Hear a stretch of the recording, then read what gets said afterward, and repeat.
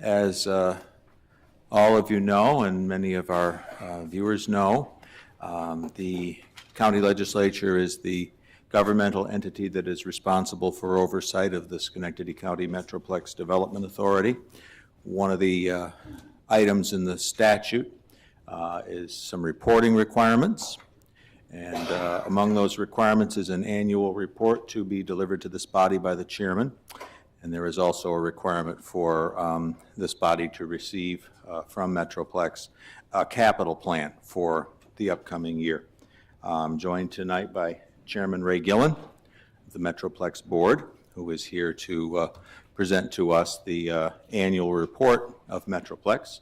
I'm about to turn the microphone over to Chairman Gillen, but first I'll say that we will allow for ample time for comments and questions from all of the members upon the conclusion of the report. Ray, it's always a pleasure to have you with you, and we look forward to hearing your presentation tonight. Thank you. The chamber is yours. Thank every. There we go. Thank you. I want to thank especially our Chair Jasinski and Chairman Hughes. There was very few days that go by where I'm not on the phone with Legislator Hughes, annoying him about something at all hours of the day and night, and as well as many of you around the table. So thank you. And I haven't been here in a couple of months, so I figure I'll try to get through this as quickly as possible. We are very results driven, and we are results driven because the more results you have, the more deals come to you, the more investment you bring to the county. It's a momentum business. Money follows money. We had 96 economic development announcements last year. That was just shy of our all-time record of 101 in 2016. But it's a momentum business, and our momentum continues. A couple of things that we focus on in economic development are kind of our tenets of our activity is smart growth, single point of contact for investors in the county, real results, good paying jobs, quality construction. Our mission is really to rebuild the capital stock of the community, keep it green, and cardinal rule, protect the aquifer at all times. Our secret weapon, our trillion-gallon aquifer, which is really paying off as far as new economic development activity we'll talk about later. We wanted to start this year by just talking about the fact that we are a revenue generator. We're proud of our role in generating revenue for the county and for municipalities. We had 61 pilots that paid $15.4 million last year in payment in lieu of taxes. 90% of these paid zero or nominal beforehand. When I say nominal, there was like a $1,000 payment or $500 payment. Most, though, were zero. So we're really adding tax base where something before there was little or no activity. We worked very hard and got the Trustco sale done in 2018. We are negotiating the sale of one of the Trustco parking lots now. We have $100,000 coming to the county for some land that is down off of Aqueduct Road on the River's Ledge, needed for the River's Ledge development. We assumed the parking lease at the old DMV, and that saved the county $81,200. And of course, we were able to help sell the old DMV site for $250,000. All these things, we work closely with Chris and Frank Salomon. We want to thank them. We continue to work on the sale of airport property. Of course, we sold the old DSS a few years ago and successfully redeveloped it. We keep the business center on Albany Street basically filled and generate over $100,000 a year in lease revenue, which is more than the cost of operating the building, so it's net positive to the county. Basically, every project that we do, in addition to this list, directly adds sales tax, property tax, or jobs, or we're not doing the project. We're a capital construction agency, and everything we do adds to the capital stock of the community. We'll fly around the county a little bit now and look at some projects starting in Rotterdam. Again, one of our signature projects there was the long vacant Curry Road Plaza, which we've been successfully redeveloping. Just to look at some of the numbers, Metroplex paid $350,000 for the demolition. We paid $140,000 to enhance the sewer infrastructure on the site. The town received $350,000 for selling the site, and a site that had been vacant for 20-some years, we had an investment by a private developer of $28 million. If you do the math, it's a 57-to-1 return on the Metroplex investment. Plus, it just changes the whole outlook in that part of Rotterdam from a community that's not thriving to one that's growing and investing in itself. So a good example of our work. Next up, I was over there today showing space, ViaPort Rotterdam. The Macy's, former Macy's opened this year, hosts 700 jobs. Metroplex put in $1 million, leveraged the $8 million private investment. We brought 700 jobs to the county, and we continue to work. As I said, I was out there today showing properties, so we continue to work with our friends at ViaPort Rotterdam. I was telling Karen Bradley, the Friends of the Library just opened a bookstore at ViaPort. It is fabulous. You have to go. It's terrific, so thank you. Next up, a smaller project, Crosstown Commons. It's on the city Rotterdam line. We did a total makeover of that plaza, $3.5 million investment, and it's the 7th retail center in the county that we have rebuilt. The former Kmart Plaza in Glenville, the former St. James Square in Niskayuna, the former Capitol Plaza in Niskayuna, the former Kerr Road. We're good at fixing formers, we say, and we fixed a lot of these retail centers that were struggling. Next up, we had a very busy year at the Rotterdam Corporate Park. This is the biggest business park in the Capital Region. A lot of people don't realize that. It's almost 4 million square feet, and we really had a banner year. We worked to bring in a new 100,000 square foot building, a $5 million investment. You talk about smart growth. This building is being built at a place where we demolished some old World War I buildings at the former Army Depot and are creating this new pad site for business development. Really the largest, we had 2 of the 3 largest economic development deals in the region this year.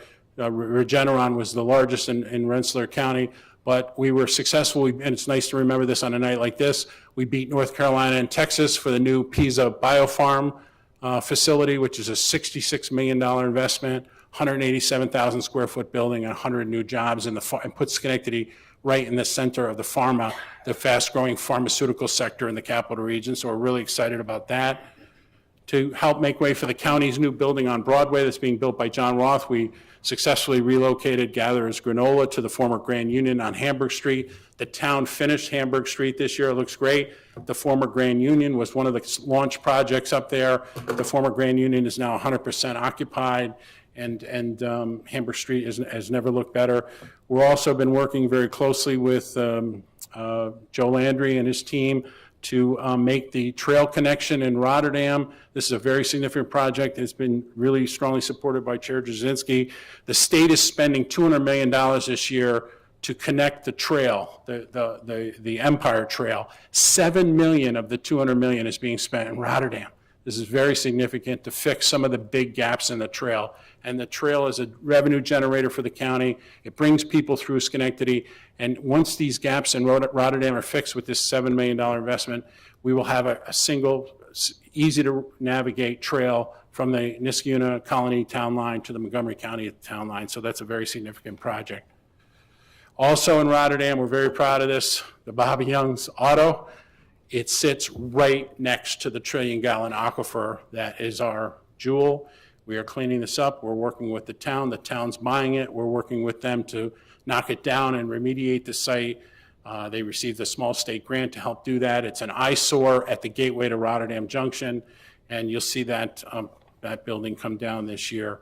In Princetown, we worked, you have all been very active with Chris Gardner with the solar initiative. This is a very large solar project at a dairy farm that was really threatened with extinction. It's a $38 million investment by a company from Seattle named Tycos, developing a 20 meg, $38 million project in the town of Princetown, and the approvals to that project are finished, and you'll see that get underway this year.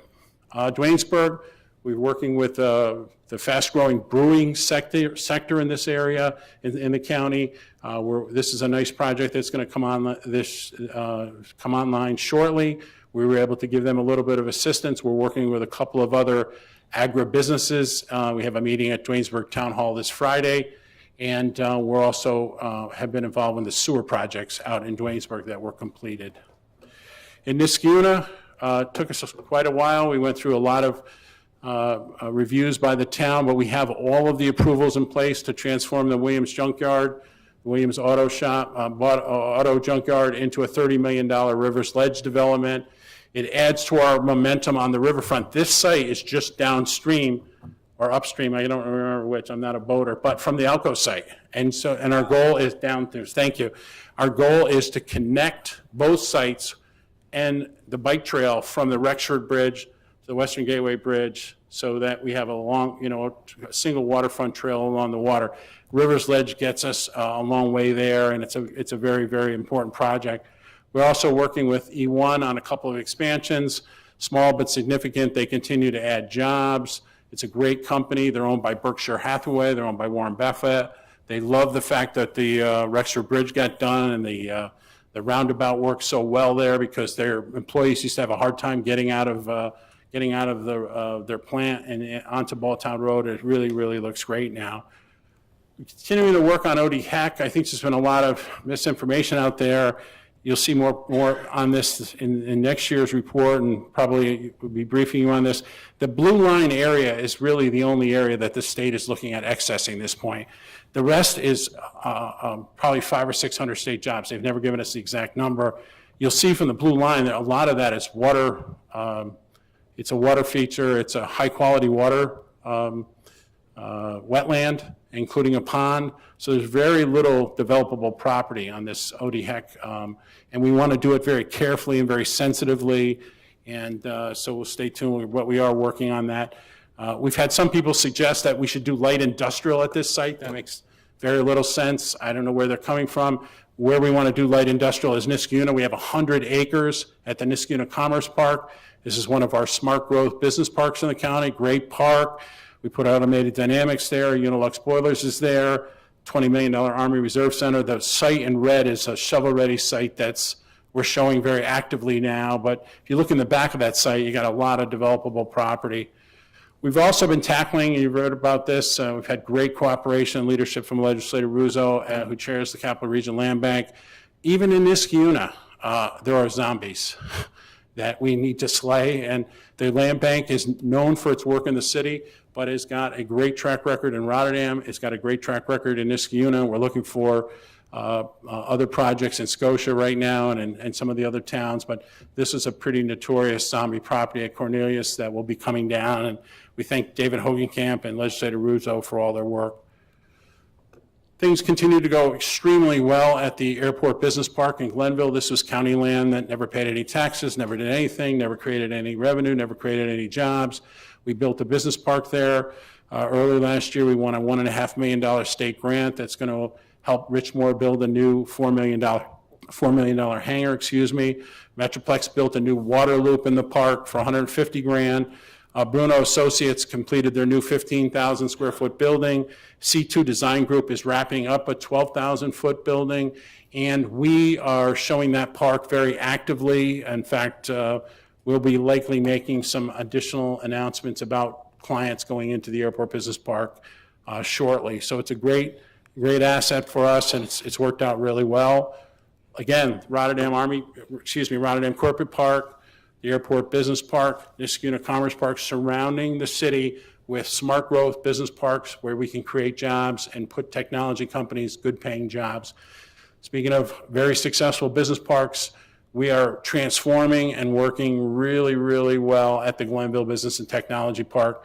We won a $420,000 grant from the state DOT that's going to help us improve rail service to two growing companies, Dimension Fabricators and Adirondack Beverages. SQP, a company that we've worked with a couple of times that we saved from moving out of the county, the governor actually announced an $8 million expansion, 45 new jobs, 100 retained jobs.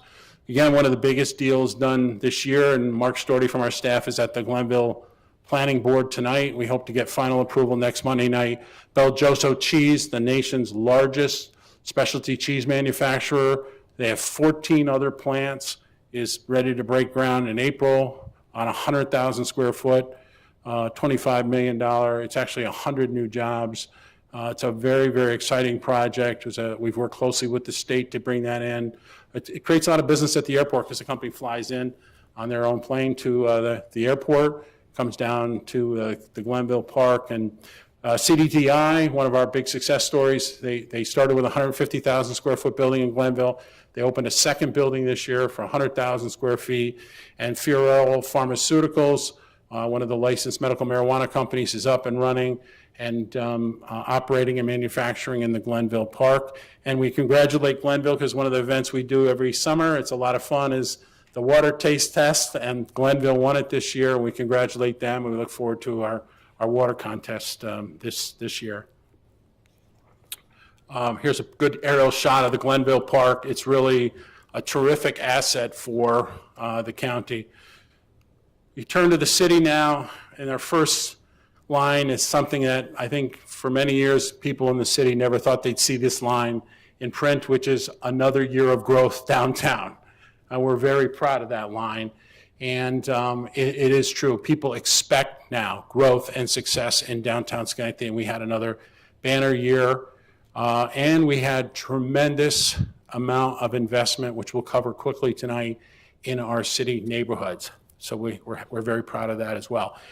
One of the things we brought to the table when we came in 2004 was a very basic plan.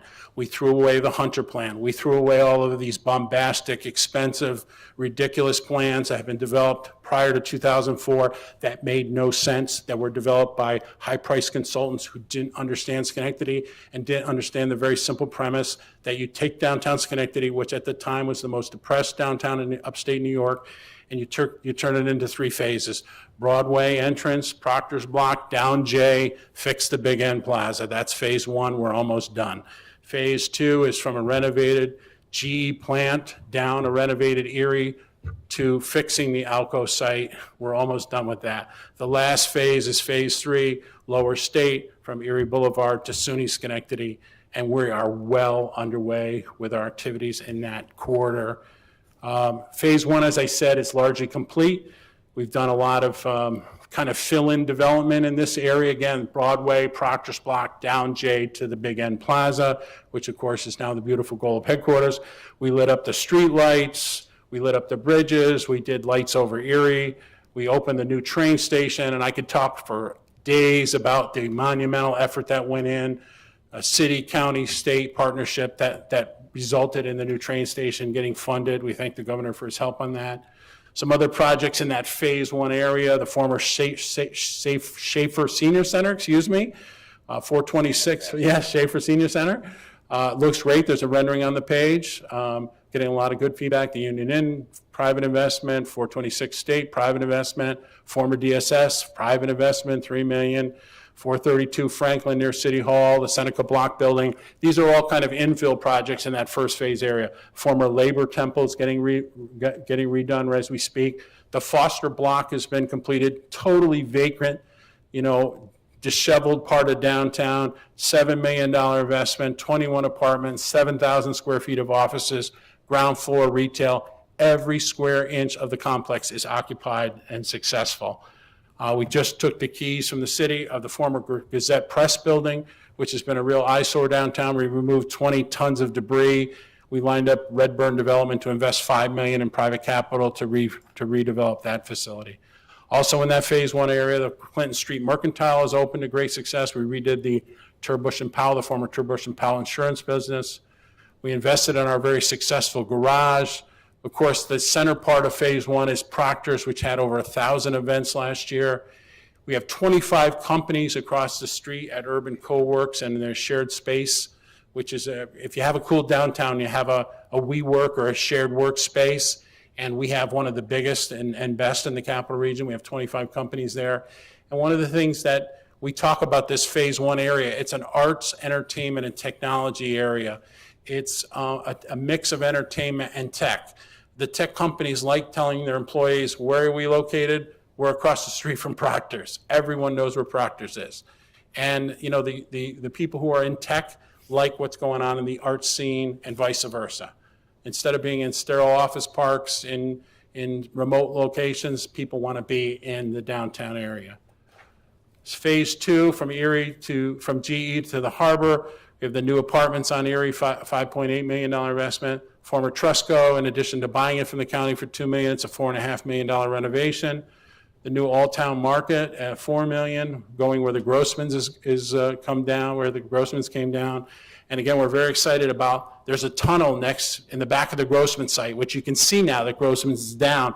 The goal is to connect the bike hike trail from North J through the tunnel, and guess where you are then? You're at Mohawk Harbor. So it's the quickest, fastest, easiest link between the harbor and downtown. So we're very excited about that as well. The harbor, what can I say? We talked about it last year. We talked about it the year before. 1,058 jobs. The Alco Heritage Trail, with your support and leadership, this county legislature has been a great hit. We have the ribbon cutting for the Beekman 1802 corporate headquarters this Thursday. We have companies moving in. Delta Engineering move in today. LaChase Construction has the regional office there. We're just bringing more jobs, more activity. The Harbor Jam concerts were a big success this year. We are working on a feasibility study about an aquatic center there. That's a $15 million project. So I could just go on and on and on about the harbor, but the casino creating revenues, creating good paying jobs, and the excitement and the 99% occupancy of the new apartments at Mohawk Harbor, and the corporate office space filling up really, really nicely. The last part of downtown, again, of the common sense plan that we put in place, is Lower State. And Lower State really was in a very, very distressed area. It is rocking now. The Janelle Group is going on top of the Mill Artisan District. They were taking 10,000 square feet. Now they doubled down. They're taking 17,000. We run a Restore New York grant for $1.8 million. Very few communities, we like to brag about our grantsmanship. There's been 5 rounds of Restore New York. We've won all 5 rounds. So that 1.8 from the state is going to leverage a $20 million private investment, help us redevelop the former DMV, 134 State and 302 State. The old Y has been successfully redeveloped, 100% occupied as senior housing. That was a $20 million project. And if you haven't been, you got to check out the Mill Artisan District, Frog Alley Brewery, tremendous support from the county. The college is taking space there. It is really a signature project that's going to transform that area. Bountiful Bread is going in there with a commercial bakery and some retail. The Electric City Apartments next door is a $20 million project that'll be opening in the next few weeks. Phenomenal units. They have strong demand.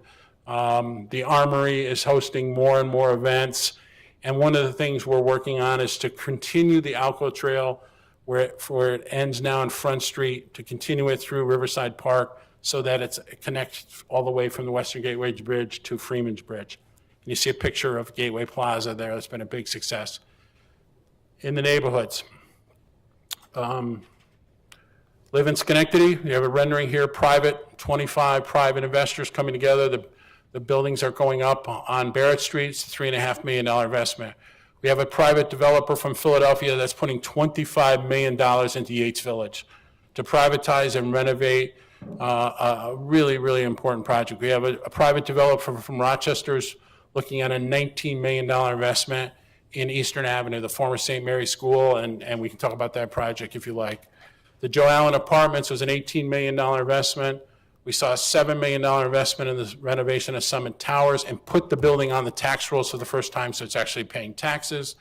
The Hillside View project, I'm very, very proud to tell you that, and any of you who know that neighborhood, and I know Legislator Hughes, and I wish Legislator Fields was here, today and over the weekend, we took down Comanzo's Cleaners, which was just a horrible mess at the corner of Albany Street and Craig.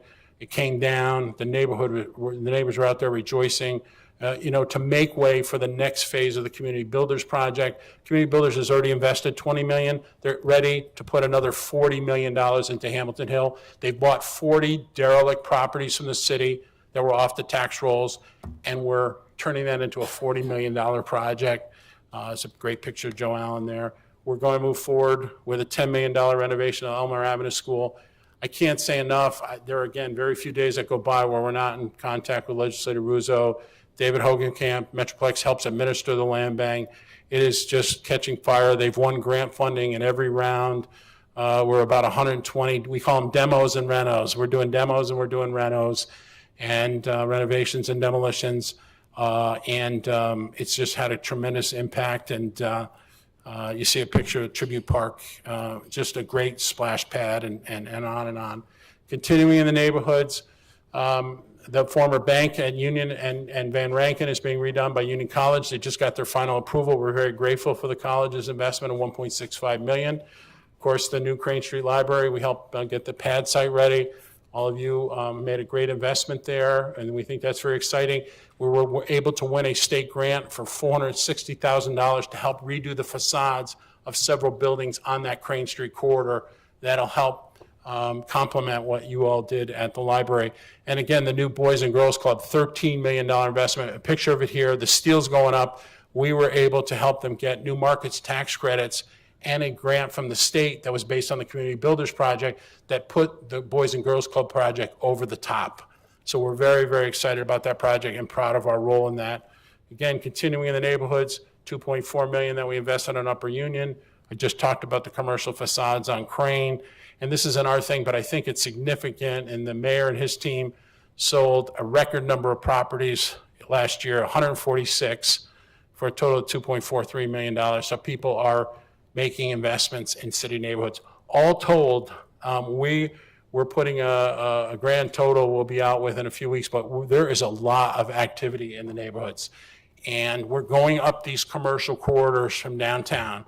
Now that downtown is thriving, up Eastern, up Union, upstate, up Albany, up Crane, we're there. And these are big, complicated projects. The closings are incredibly complex. And we're getting it done. And we have great partners, and we're bringing in great quality developers. Community Builders is a national company of national renown, and we're there. Of course, tonight, this is just a highlight. We have some folks who like to talk about Metroplex reporting. I can assure you, when the chairman of GE gives a presentation, he does some highlights, but then there's a lot of documentation that follows in the 10K report and the 8K report. I assure you, we have all of that documentation. We've never been cited one time, not one single time, for being late with a report to the authority's budget office or the controller's office. And all of these reports included audited financials and things are available on our website, turned into the state on time. We have a great team, and we appreciate their help. In grand total for 2018, $275 million in new investment, 600 new jobs, and I want to thank everyone. It's a team sport. Everyone in this room, our partners in the villages, the towns, the cities, and our small but very dedicated staff. Our staff people work very, very hard. There's just a handful of them. They're highly skilled. They're well paid. We work very, very long hours to bring these projects in and have real reportable results. That's our goal. And again, we're not investing in companies, we're investing in ourselves. We're putting money into bricks and mortar projects that create sales tax, that create jobs, and create property tax, and rebuild the community.